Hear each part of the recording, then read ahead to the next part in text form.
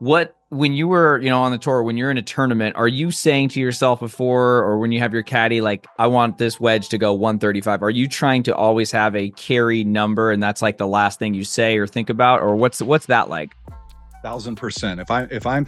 If I was in a golf tournament right now and you were caddying for me and we're standing in the middle of the fairway, and let's say that the pin is in the front of the green, I would like to know the front number because what the minimum carry is to get my ball green, and I'd like to know what the pin number is. And after that, if I hit it long, that's okay because I'm still on the green. Just like if the pin was in the back, I'd like to know what the number is to the middle of the green is kind of my safe play. And I'd like to know the number to the pin, but I'd also like to know the number to the back edge. Because let's just say, making up numbers, if the back edge is 170 and the pin is, 166, well, if I catch this 8-iron nice, I'm going to go over the back of the green and be faced with a tough chip. So let's take the 9-iron, play to the middle fat part of the green, and let's accept 25 or 30 feet is a great shot. It doesn't have to be 6 feet to be a great shot. But the most important thing about that is I'm understanding where I can and can't hit it, and then I'm taking the club based off of that instead of, oh, the pin's 172. I hit my 6-iron 172. Let's go. And then all of a sudden you blow one over the green, and then you're in a downhill bunker and you're dead, or you come up short or whatever. But just talking about carry numbers, if you really want to improve as an amateur, go figure out your carry numbers, because I guarantee you tell me you hit a 7-iron 150, it probably actually only carries like 135 to 140. And then you look at me and you say, I hit that one really good, but it's short of the green. That's on you because you don't know your numbers. It doesn't, when you're hitting an approach shot into the green, it doesn't matter how far the ball rolls out. You can't calculate that into your distance because all you care about is how far you carry it, man. And in today's golf world that's so excited about how far they can hit it, nobody hits it as far as they say. They're all liars, man, for sure.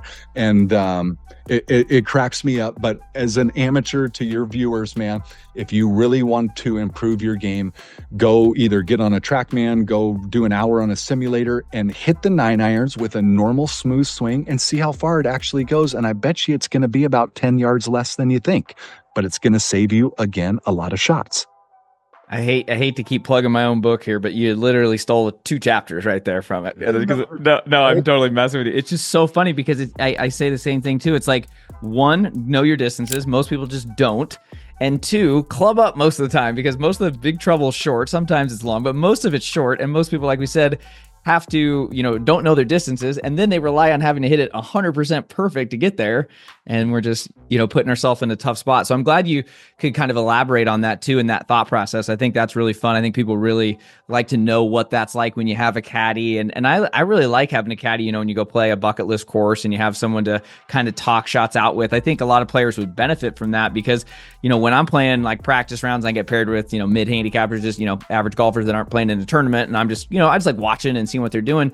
And you're so right. They just get up there, they laser it. And it's just like you said, 160, this is my 6-iron. And they're just, it's like, whoa. Like let's spend a second here and kind of reverse engineer it. But it's like, if you just, I think rangefinders are a gift and a curse. They take away a lot of the thinking that we need. Right. And that's why people always ask me the question, hey, do you think rangefinders would speed up play? And for some players, yes, but I would say the majority of the players, no, because they aren't giving up that yardage book, because that has the important numbers you need. 3 bunkers, the distance between the bunker and the pin and so forth. The rangefinder doesn't give you that. But going back real quick, and you were talking about clubbing up. If these guys club up, these amateurs club up, yes, if they have that big of an ego that they can't, but then all of a sudden subconsciously they know that they can't swing as hard as they can, and then all of a sudden they absolutely flush one because they slowed everything down and made better contact, and they're like, wow. But then they go to the next hole and they're swinging for the fences again, but clubbing up is never a bad idea, man, ever. If I'm in between clubs, between a 6 and a 7, I'm pulling the 6 every time because I know a miss hit is still going to get me to where I need to be versus absolutely catching that 7 perfect, man.